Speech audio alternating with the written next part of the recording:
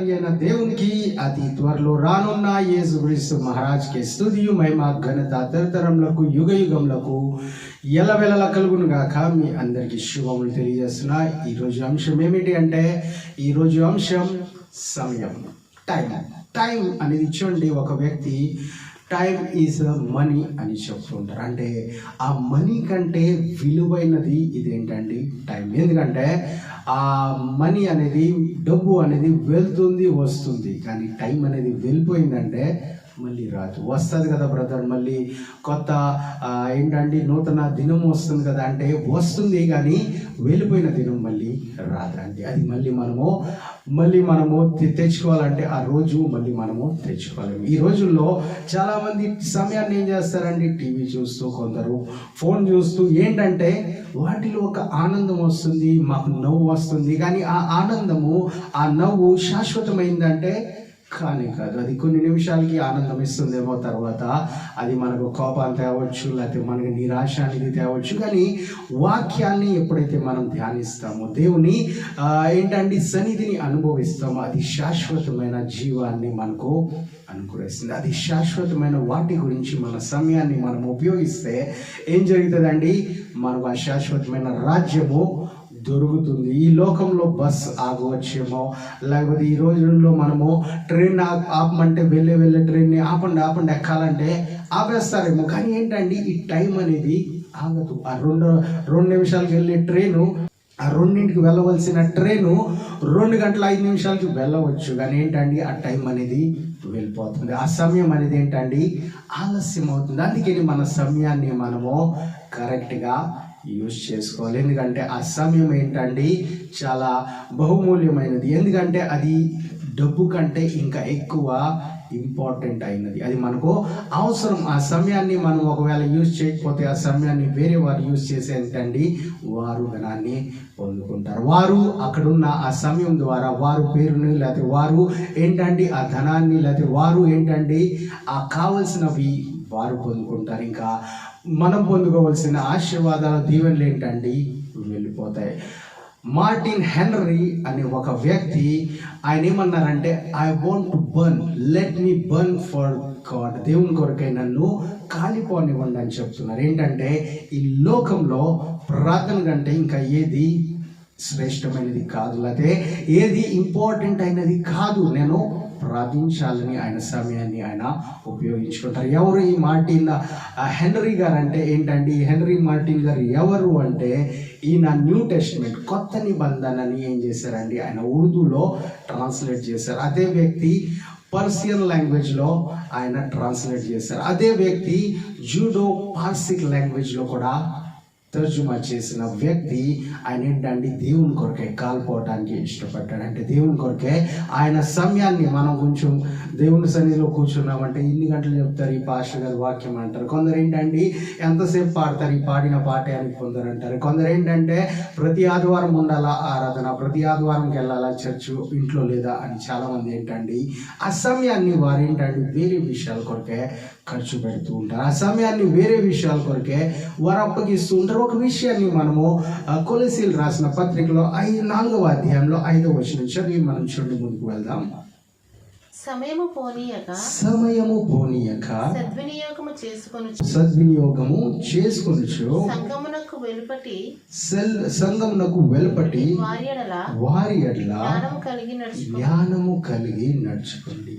సంఘముకు వెలుపటి వారి గురించి, అంటే బయట వారి గురించి ఏం చేయాలండి, జ్ఞానం కలిగి మనం నడుచుకోవాలి. ఎందుకంటే లోకంలో మనం ఎంత సమయాన్ని ఉపయోగించుకుంటున్నామో, ఖర్చు పెడుతున్నామో, ఆ సమయం ఏమవుతుందండి వ్యర్థమవచ్చు. ఒకవేళ మన డబ్బు ఉంది, మనకి నెల శాలరీ మీకు వచ్చింది అనుకోండి, ఆ శాలరీలో మీరు ఇంటి వారి కొరకే ఖర్చు పెడతారా, బయట వారి కొరకే ఖర్చు పెడతారా? ఒకవేళ ఇంటి వారి కొరకే ఖర్చు పెడితే ఏంటండి ఈయన బాధ్యత కలిగిన వ్యక్తి అని అంటారు. లేకపోతే రోడ్డు మీద వెళ్తున్న ప్రతి వ్యక్తి ఎవరో ఏదో కొనాలంటే నేను ఇస్తా, మీరెందుకు మీ డబ్బుని ఖర్చు పెడతారని ఎవరైనా ఇచ్చారనుకోండి ఏమంటారండి, ఈ డబ్బుని ఆయన ఏం చేస్తున్నాడండి పాడు చేస్తున్నాడు. ఆ డబ్బుని కరెక్ట్గా యూజ్ చేయట్లా. ఇంట్లో వారి పిల్లలు భోజనం చేయాలా, వారి భార్య భోజనం చేయాలా, లేకపోతే ఇంట్లో బియ్యం కట్టలేదు, ఇంట్లో వారికి గ్యాస్ సిలిండర్ అయిపోయింది, ఈయన బయట అంతా ఖర్చు పెడుతున్నాడు. అంటే ఏం జరుగుతుందండి, వ్యర్థపరుస్తున్నారు. అలాగే మన సమయం దేవుని కొరకే కాకుండా మనం వేరే వాటి కొరకే ఖర్చు పెడితే ఏం చేస్తున్నామండి? వ్యర్థపరుస్తున్నాం. మన సమయము డబ్బుగా మనం భావించాలి. డబ్బు కంటే ఇంకా శ్రేష్టంగా మనం భావించాలి. ఎందుకంటే ఆ సమయమే దేవుడు ఏంటండి, అందరికి ఇచ్చిన సమయాన్ని ఒకవేళ మనకేవలా దేవుడు ఆ ధనవంతుల్ని సిద్ధపరిచారు కదా, దేవుడు ఆ అందగాల్ని సిద్ధపరిచారు, ఆ జ్ఞానాన్ని సిద్ధపరిచారు. కానీ మనం ఆలోచిస్తే చూడండి, అందరికి ఇచ్చిన అదే సమయం మనకి ఇచ్చారు. కానీ మనం ఏ విధంగా వాటిని యూజ్ చేస్తున్నామో, ఏ విధంగా ఖర్చు చేస్తున్నామో మనము జాగ్రత్తగా ఆలోచించాలి. అందుకనే అపోస్తలుడైన పౌలు కూడా ఏం చెప్తున్నాడండి, సమయాన్ని పోనివ్వక జాగ్రత్త పడుడి అని ఆయన హెచ్చరిస్తూ ఉన్నాడు. అలాగే మనం ఒకసారి ప్రసంగి రాసిన గ్రంథంలో 3వ అధ్యాయం 11వ వచనం చూద్దాం. ప్రసంగి గ్రంథము 3వ అధ్యాయం 11వ వచనం. దేని కాలమునందు అది చక్కగా ఉండినట్లు సమస్తమును ఆయన నియమించి ఉన్నాడు. ఆయన శాశ్వత కాల జ్ఞానమును, ఆయన ఏంటండి, శాశ్వత కాల జ్ఞానమును నరుల హృదయం అందించి ఉన్నాడు గాని దేవుడు చేయు క్రియలను పరిశీలనగా తెలుసుకొనుటకు అది చాలదు. ఏంటండి, నరుల హృదయంలో శాశ్వత కాల జ్ఞానము ఉంచారంట. మన హృదయంలో ఆయన శాశ్వత కాల అంటే ఇటర్నల్, అది ఎప్పుడు అయిపోయేది కాదు, అది ఉంటుంది, శాశ్వతంగా ఉంటుంది. మన హృదయం శాశ్వతంగా ఉంటుంది అంటే లేదు. కానీ దేవుడు నరుల హృదయంలో శాశ్వత కాలం ఉండే ఆ జ్ఞానాన్ని మనలో ఉంచారంట. కానీ ఆ జ్ఞానాన్ని మనము వాడుకోవట్లే. ఎవరినో చూసి వారు చేస్తున్నారు, మనం చేయాలి కదా, ఎవరు వెళ్తున్నారు, మనం వెళ్ళాలి కదా అని చూడండి, ఆలోచనలు, మన దృష్టి అంతా లోకం వైపు ఉంది. మన దృష్టి అంతా ఏంటండి, ఈ లోకంలో హారిజంటల్గా మనం చూస్తున్నాం. దేవుని వైపు వర్టికల్గా మనము చూడలేకపోతున్నాం. దేవుని సృష్టి ఆయన మన హృదయంలో మాట్లాడుతున్నారు, లేకపోతే ఆయన వాక్కును ఉంచారు, అది మనము తెలుసుకోవట్లే. ఏమనుకుంటాం, ప్రార్థన చేస్తున్నాం, ఇప్పుడే మనకి ఏది జవాబు రాలేదు కదా అని అనుకుంటాం. కానీ ఏంటండి, ఆ ప్రార్థన చేస్తూనే నేను కాలిపోవాలని ఆ భావన కలిగి ఏంటండి, ఈయన హెన్రీ మార్టిన్ గారు అంత మంచి నిర్ణయం తీసుకున్నారు. ఆయన ఏమంటున్నారంటే, ఈ లోకంలో I see no business in my life other than the work of Christ. దేవుని పని చేయటం నాకు బిజినెస్ అయి ఉన్నది. ఇంకా ఈ లోకంలో ఈ ఒక బిజినెస్ నాకు తెలియదు అని చూడండి ఆయన చెప్తున్నారు. అంటే మనం కొన్ని విషయాలు చూస్తాం. ఏంటంటే బిజినెస్లో చాలామంది డబ్బు ఇన్వెస్ట్ చేస్తారు. ఆ బిజినెస్లో కొన్ని లాభాలు వెంటనే కనిపిస్తాయి, కొన్ని లాభాలు కొన్ని నెలలు పడతాయి, కొన్ని లాభాలు సంవత్సరాలు పడతాయి. కానీ ఆ లాభాలు అనేది వస్తాయి. స్టాక్ మార్కెట్లో వేస్తే ఏం జరుగుతుందండి, లాస్ రావచ్చు, లేకపోతే వాటిలో వారు ఏంటండి లాభాలు పొందుకోవచ్చు. కానీ దేవుని రాజ్యంలో ఏది మనము మన సమయాన్ని, మన పనిని, మన జ్ఞానాన్ని, మన బుద్ధిని ఏంటండి, మన టాలెంట్ని వాడుకుంటే అది వ్యర్థము కానీ కాదంట. అది దేవుడు ఏంటండి ఇంకా వాటిని పెంచి మన కొరకు ఇంకా అభివృద్ధి తెచ్చేస్తారు. అటువంటి వ్యక్తుల్ని దేవుడు ఏంటండి చూస్తున్నారు. ఈ లోకంలో డబ్బు ఇచ్చేవారు కొందరు ఉన్నారు. ఈ లోకంలో మేము డబ్బు ఇస్తాం కానీ సమయం ఇవ్వలేమని చాలా మంది ఏంటండి దేవుని సన్నిధికి రావట్లేదు. మనం దేవుని సన్నిధిలో ఏంటండి డబ్బే కాదు, సమయాన్ని కూడా ఇవ్వాలి. దేవుని సన్నిధిలో మనం పూర్తి సమయాన్ని ఇవ్వాలి. మనం పూర్తిగా ఒక సండే 2 గంటలు ఎత్తే సరిపోదండి. పూర్తిగా మనం ఏంటండి డెడికేట్ అయిపోవాలి. పూర్తిగా ఆయన సన్నిధిలో, ఆయన సన్నిధిని అనుభవించి ఆయన ఆనందాన్ని మనం పొందుకునే వారంగా ఉండాలని బైబిల్ చూడండి మనకు తెలియజేస్తుంది. అలాగే కీర్తన గ్రంథము 39వ అధ్యాయం 5వ వచనం చూద్దాం. నా దినములు పరిమాణము నీవు బెత్తనంతగానే చేసి ఉన్నావు. నీ సన్నిధిని నా ఆయుష్కాలము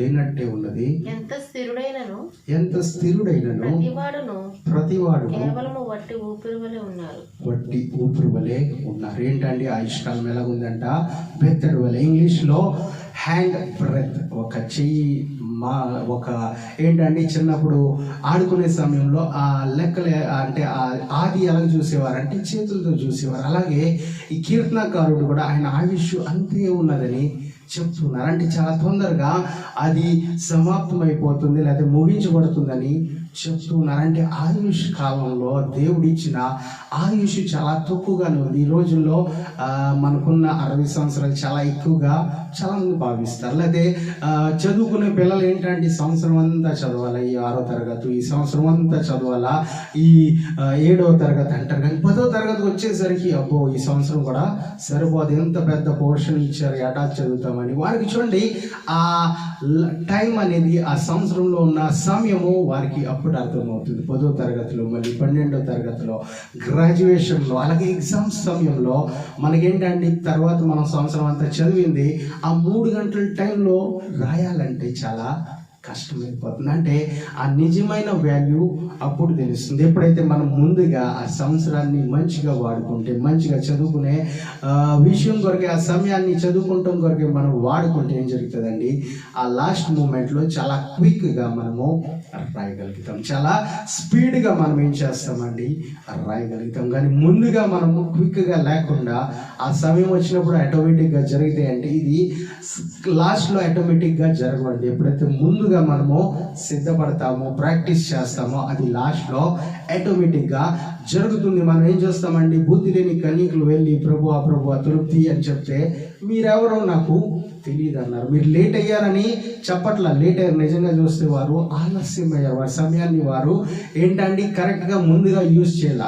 అయిపోయిన తర్వాత వాటిని వాడుకుంటే ఏ అవసరమో అవుదండి. ఒకసారి ట్రైన్ వెళ్ళిపోయింది, నేను ఇప్పుడు టికెట్ తీసుకుంటానంటే ఆ ట్రైన్ వెళ్ళిపోయిన ట్రైన్ ఏంటండి తిరిగి రాదు. అది ముందుగానే టికెట్ తీసుకుని ముందుగానే వెళ్ళి మనం ఏంటండి సిద్ధంగా ఉండాలి. ముందుగానే మనము అక్కడ రీచ్ అవ్వాలంటే సమయాన్ని కరెక్ట్గా యూజ్ చేసుకోవాలంటే సమయాన్ని అయిపోయిన తర్వాత నేను వాడుకుంటానంటే ఏంటంటే అది రాదు. చాలామంది పరీక్షలు అయిపోయిన తర్వాత నాకు అవకాశం దొరికితే నేనే రాసేవాడిని, కొందరు నేను చేసేవాడిని, నేను ఆ విధంగా వెళ్ళేవాడిని అంటారు. ఎప్పుడండి అయిపోయిన తర్వాత అనుకోకుండా అంటే అయిపోయిన తర్వాత నేను చేస్తాను అని అనుకోవటం ఏంటండి అది పని జరగదు, అది అసలే యూజ్ అవుతుంది, దానికి ఒక అర్థమే మిగలదండి. ఉన్న సమయంలో ఎప్పుడైతే మన చేతికి ఆ సమయం దేవుడు ఇచ్చారో ఆ సమయం లోపలే మనము వాటిని చేయాలి. వాటిని ముగించే వారుగా మనం ఉంటే ఏంటండి అది మనకు యూస్ఫుల్ అవుతుంది. అదేవిధంగా మనం ఒకసారి యోహాను సువార్త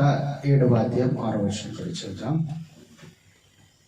యేసు నా సమయం ఇంకను రాలేదు, నా సమయము ఇంకా రాలేదు, మీ సమయం ఎల్లప్పుడూ సిద్ధముగానే మీ సమయము ఎల్లప్పుడూ సిద్ధంగానే ఉన్నది. ఇప్పుడు ఈ సమయాన్ని సృష్టించిన యేసుక్రీస్తు ఏమన్నారండి, నా సమయం ఇంకా రాలేదు. ఆయన ఏంటండి 6 దినాల్లో ఏంటండి సమస్తాన్ని సృష్టి అంతా ఆయన సృజించారు, అన్నిటిని సృష్టించారు, అన్నిటినీ ఆయన భూమిని కలిగజేశారు, ఆయన చూడండి ఆకాశాన్ని కలిగజేశారు, అన్నిటినీ ఆయన సృష్టించిన వ్యక్తి 6 దినాల్లోనే ఎందుకు చేశారు? అలాగే చాలా మంది ఒకే దినాన్ని చేసేయచ్చు కదా అని అంటారు. ప్రతి దానికి చూడండి ఒక సమయాన్ని ఆయన నిర్ణయించారు, ఆ సమయంలోపే ఆయన చేశారు. అదే సృష్టికర్త అయిన దేవుడు చూడండి మన మధ్యకి వచ్చినప్పుడు ఏమంటున్నారంటే నా సమయం ఇంకా రాలేదు, కానీ మీ సమయము ఎప్పుడు ఉందంట. ఆ సమయం మనకి ఎప్పుడు ఇచ్చారంట, కానీ మనం ఏం చేస్తున్నామండి ఎవరు మన కొరకే చేస్తారు అని ఎదురు చూస్తున్నాం. మనమే ఎందుకు చేయాలని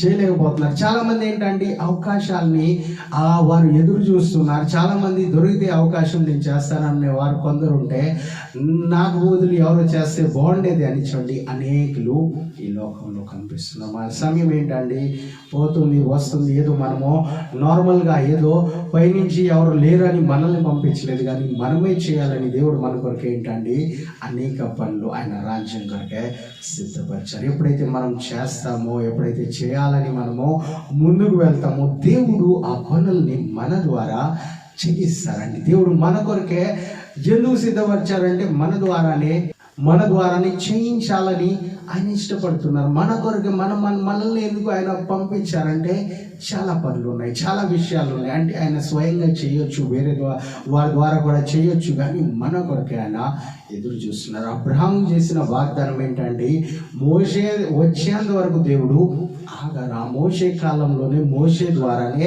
మోషేనే ముందు పెట్టి నేను చేయలేను దేవా, నాకు మాటలు రావు దేవా అని అన్న ఆ మోషేని దేవుడు వాడుకొని ఏం చేశారండి 6 లక్షల జనాభాని బయటకు తీసుకొచ్చారు. మనం దానియేలు కాలంలో చూస్తే ఆ సమయంలో కూడా ఆయన ఏం చేశారండి అన్యుల మధ్యలో దానియేలు దేవుడే నిజమైన దేవుడు అని నిరూపించి అప్పుడు కూడా చూడండి వారిని బయటికి తీసుకొచ్చారు. అంటే ఆ దేవుడు ఎంత గొప్ప దేవుడు అంటే వారి మధ్యకు వెళ్ళి కూడా వారి మధ్యలో కూడా ఏమి నిరూపిస్తారంటే దేవుడు మా దేవుడు గొప్ప దేవుడు. కానీ మనం ఏంటండి నమ్మాలి, ఆ సమయాన్ని మనము ఉపయోగించుకోవాలి. లేదు మా రాజ్యం వచ్చిన తర్వాత దేవుని సువార్త ప్రకటిస్తానని దానియేలు చూడండి ఆగిపోవాలి. అయితే మా సమయం లేదుగా, దేవుని రాజ్యం లేదు కదా ఇక్కడ అని ఆయన చూడండి ఆయన నెబుకద్నెజర్ పరిపాలనలో ఉండి దేవుడిని ఆరాధిస్తాం. వాళ్ళ ఆ రాజ్యం వేరేదైనా, అక్కడ ఉన్న రాజ్యం వేరే వారైనా, ఆయన యెరూషలేం విడిచి వెళ్ళిపోయినా యెరూషలేం తట్టు తిరిగి ఏం చేస్తున్నాడండి, ఆయన ప్రార్థన చేస్తున్నారు. అదే విధంగా మన సమయాన్ని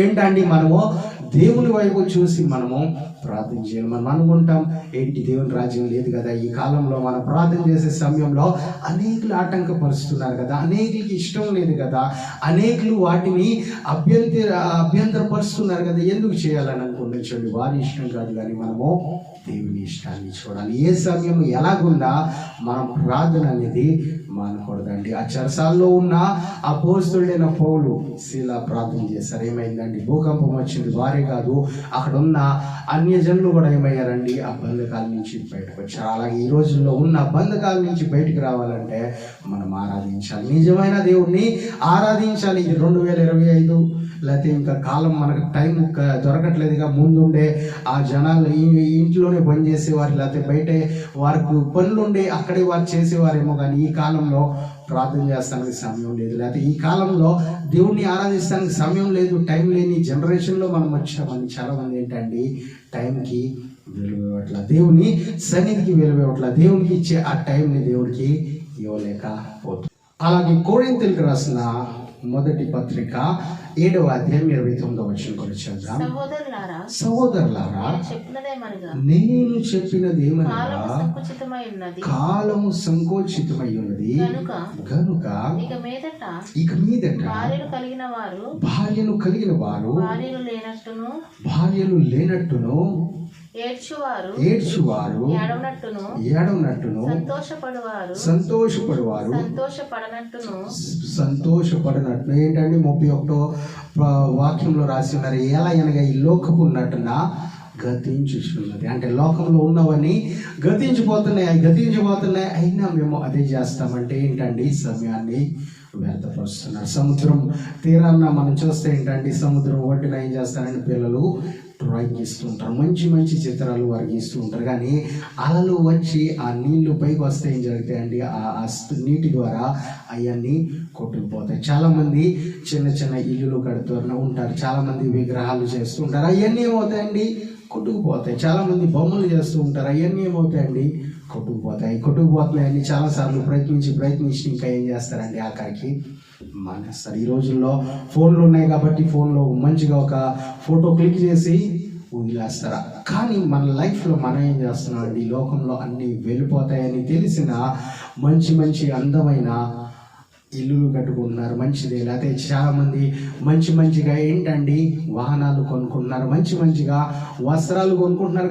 అవన్నీ ఏంటండి మాసిపోతాయి, ఇల్లులు కూడా పాతి అయిపోతాయి, అన్నీ వెళ్ళిపోతాయి తెలుసు. కానీ కొన్ని దినాల కొరకే మన కొరకే ఉండే వాటి కొరకే మనం అంతగా ప్రయాసపడుతున్నాం. కానీ శాశ్వతంగా ఆ పైన ఉన్న ఇంటిలో అంటే దేవునితో పాటు ఆ సుందరమైన ఏంటండి ఆ కొత్త యెరూషలేములో మనం నివాసం చేయబోతున్నాం. వాటి కొరకే మనము ఏ విధంగా శ్రమ పడుతున్నాం, వాటి గురించి మనం ఏ విధంగా కష్టపడుతున్నాం అంటే మనం కష్టపడే అవసరం లేదని చాలామంది ఏంటండి వాటి గురించి ఆలోచన అనేది మర్చిపోయాము. ఆ 12 గుమ్మములు కలిగిన ఆ పట్టణం గురించి ప్రయాసపడేవారు ఏంటండి కొందరి, వాటి గురించి ప్రార్థన చేసేవారు ఏంటండి కొందరి. ఆ పట్టణం పెద్దగానే ఉంది కానీ వచ్చేవారు కొందరే కనిపిస్తున్నారు. వారందరూ వెళ్ళాలంటే వారి గురించి మనం ఏంటండి ప్రయాసపడాలి. కట్టించే ఆ నిర్మాతలు అయితే కట్టించే ఏంటండి ఆ బిల్డర్ మన దేవుడు యేసుక్రీస్తు ఆయన కట్టిస్తూ ఉన్నాడు, ఆయన కట్టించేశాడు, మన కొరకే సిద్ధపరిచారు. కానీ వెళ్ళేవారు ఏంటండి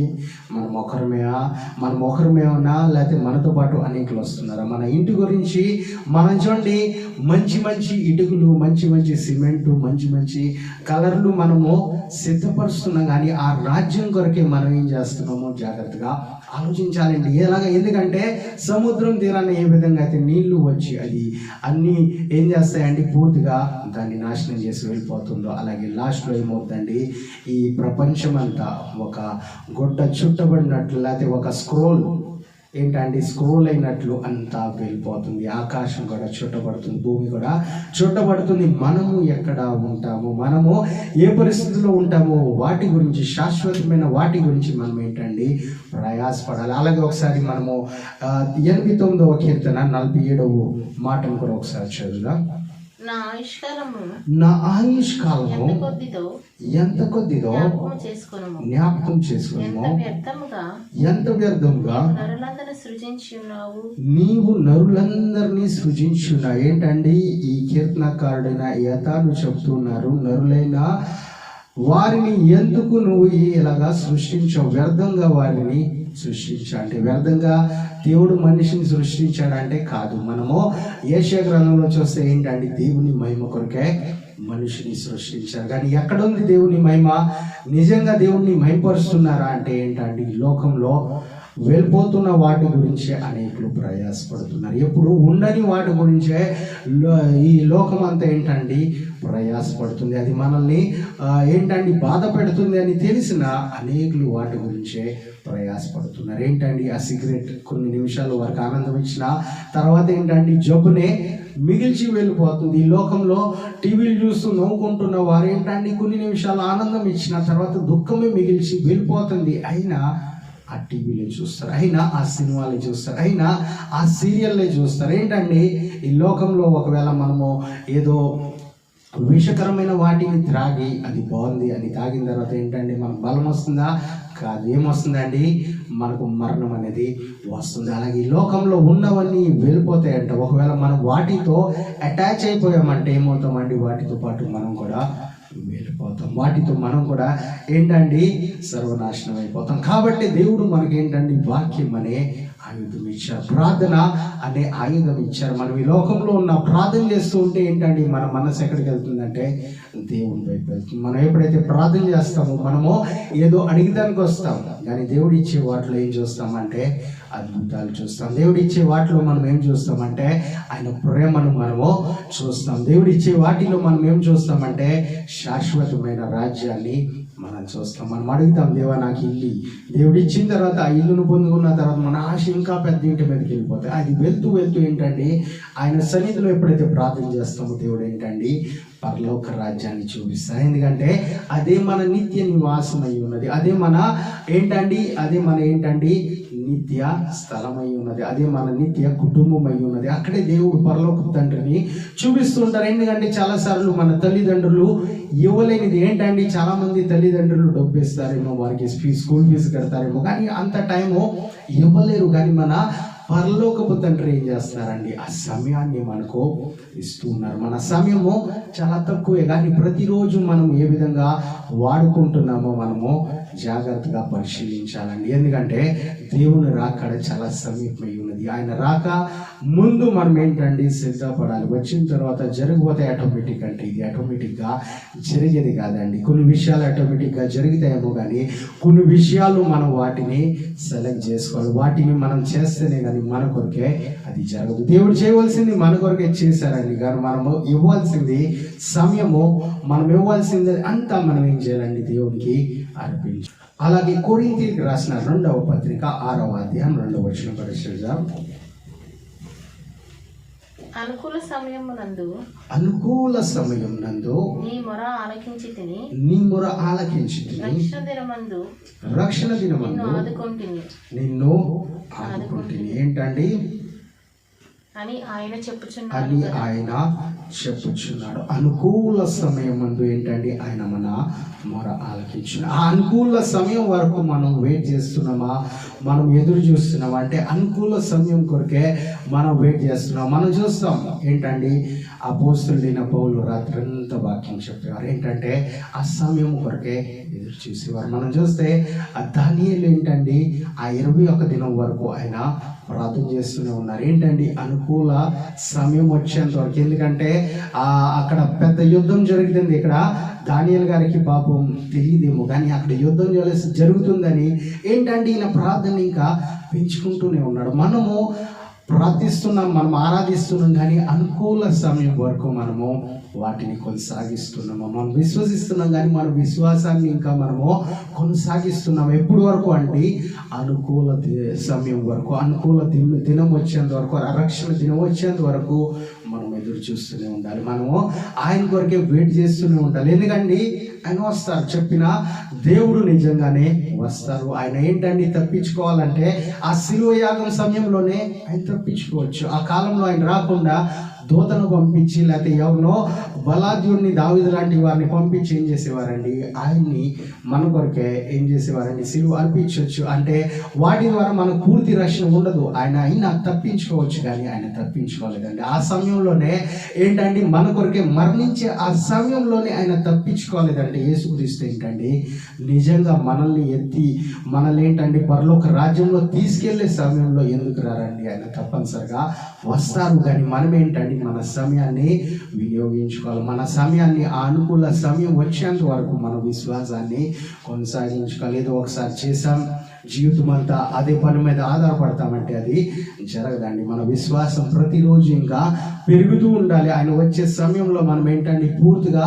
మహిమ నుండి అధిక మహిమలోకి మారుతూ ఉండాలి. మన విశ్వాసం ఇంకా పెరుగుతూ ఉండాలంటే ఏం చేయాలండి, మనము ప్రార్థన చేస్తూ ఉండాలి. మనం ఆయన సన్నిధిలో వాక్యము చదువుతూ ఉండాలి. ఆయన వాక్యాన్ని ఇంకా వింటూనే ఉండాలి.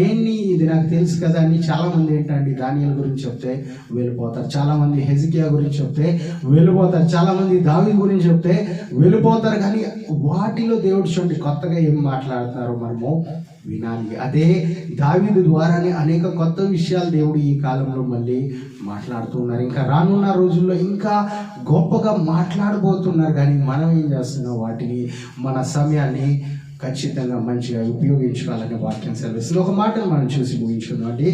యోహాను రాసిన మొదటి పత్రిక 2వ అధ్యాయం 17వ వచనం చదివి ముగించుకుందాం.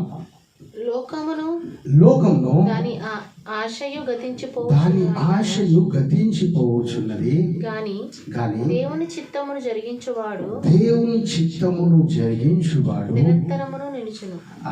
దేవుని చిత్తము జరిగించేవాడు ఏంటంటే నిరంతరము నిలిచి ఉంటుంది. ఏంటంటే ఈ లోకంలో భూమి ఆకాశము గతించిపోతుంది కానీ ఆయన వాక్యము నిలిచి ఉంటుంది. ఆయన వాక్యంలో ఉన్న చిత్తము తెలుసుకుని ఆయన చిత్తము చేసేవారు జరిగించేవారు ఏంటంటే వారు కూడా నిత్యము నిలిచి ఉంటారు. అంటే మనం నిలిచి ఉండే వారంగా ఉండాలండి, లేకపోతే ఆ గాలికి కొట్టుకుని పోయే వారంగా ఉండాలా. మనం చూడండి జాగ్రత్తగా మన లైఫ్ని మన సమయాన్ని మనము యూజ్ చేయాలి. వాటిని మంచిగా ఖర్చు పెట్టాలి. ఎక్కడ మనం వాడుకోవాలో అక్కడే వాడుకోవాలి. ఒకవేళ అది వేస్ట్ అవుతుంది, అది మళ్ళీ తిరిగి రాదంటే అక్కడ పెడితే మనకి ఏంటండి లాభం అనేది ఉండదు. అక్కడ మనం పెట్టి తెలిసి మనం అదే చేస్తే ఏం జరుగుతుందండి, వేస్ట్ అవుతుంది. మన సమయాన్ని దేవుని కొరకే మనం ఖర్చు పెడితే ఏమవుతుందండి, అది 100 సంవత్సరాలు మనకు దేవుడు ఇచ్చిన ఆ 100 సంవత్సరాల్లో మనము ఒక 10 సంవత్సరాలు పూర్తిగా దేవుడికి వాడుకుంటే ఏంటంటే అది 1000 సంవత్సరాలుగా దేవుడు మనకి ఏంటంటే గిఫ్ట్గా ఆయన ఇస్తారు. మనం ఈ లోకంలో ఇచ్చేవారు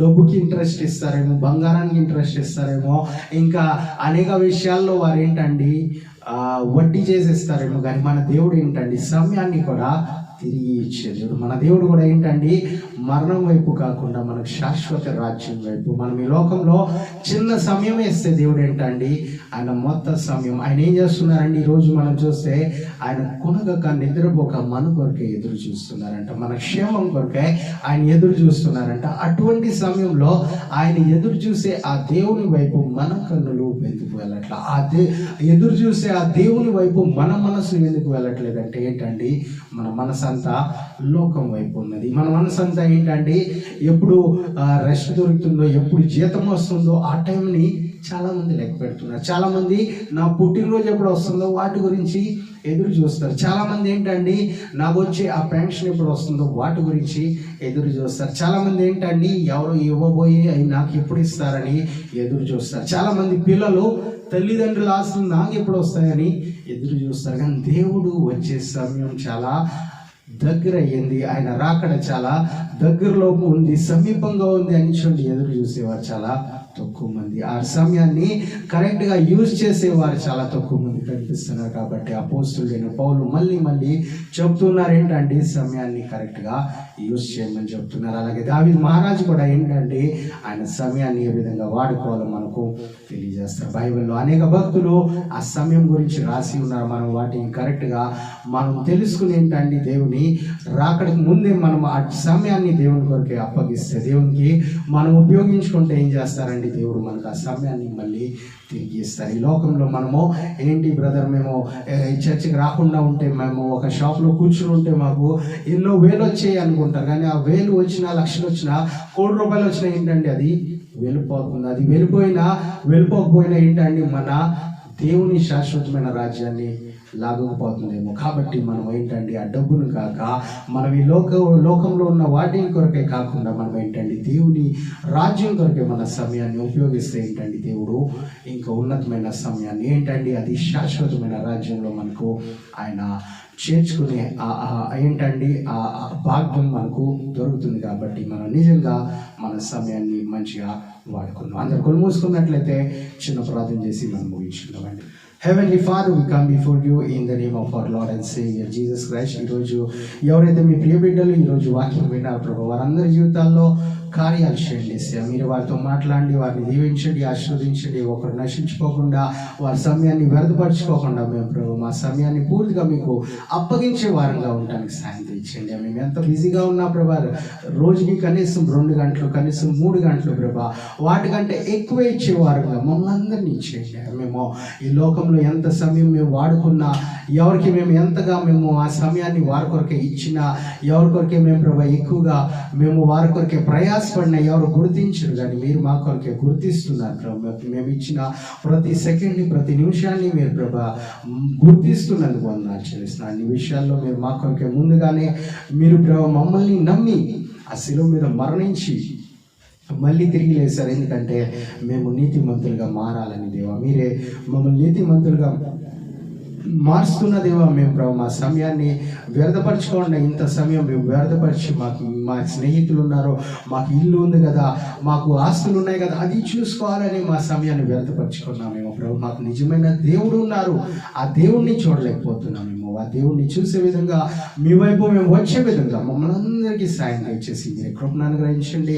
ఎవరైతే వివాహంలో ఇంకా ఆలస్యం అవుతున్నారో వారికి త్వరలోనే వివాహం జరగడానికి సాయం దయచేయండి. ఎవరైతే ఇంకా ఉద్యోగాలు లేకుండా ఆలస్యం జరుగుతుందో వారికి ఉద్యోగాలు దొరకడానికి సాయం దయచేయండి. ఇంకా ఏదైతే పనుల్లో అనేకులు ఇరికిపోయి ప్రభు వారు బయటకు రాలేకపోతున్నారు, వారి పనులు జరగట్లేదేమో, యేసు నామంలో అన్ని పనులు జరిగి వారు ప్రభు మీకు పూర్తి సమయాన్ని అప్పగిస్తానికి సాయం దయచేసి నడిపించి బలపరచమని కోరుతూ ఈ ప్రార్థన యేసుక్రీస్తు అతి పరిశుద్ధ నామంలో అడిగి పెట్టుకున్నాం పరమ తండ్రి. ఆమేన్. Thank you. God bless you.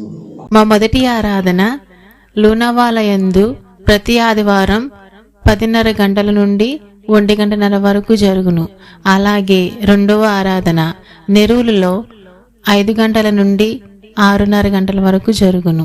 మా మూడవ ఆరాధన ఆన్లైన్ యందు 8 గంటల నుండి 10 వరకు జరుగును.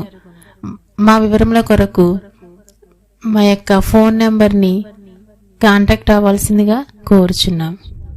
మా ఫోన్ నెంబర్ 9819533763. దేవుడు మిమ్మల్ని దీవించునుగా.